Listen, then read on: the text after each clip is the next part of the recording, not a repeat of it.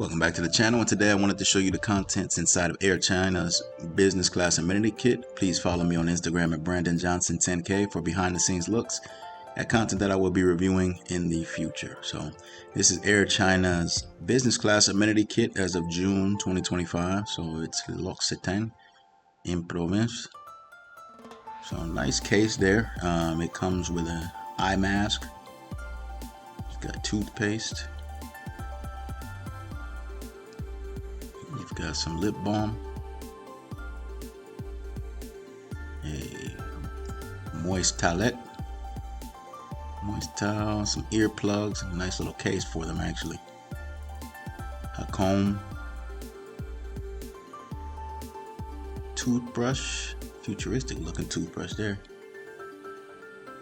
and of course some L'Occitane cream there. Smells very good, by the way. So that is what you have in Air China's business class amenity kit. As always, I appreciate you watching. Please hit the like button, subscribe to the channel if you haven't already, and share this with a friend. Thank you.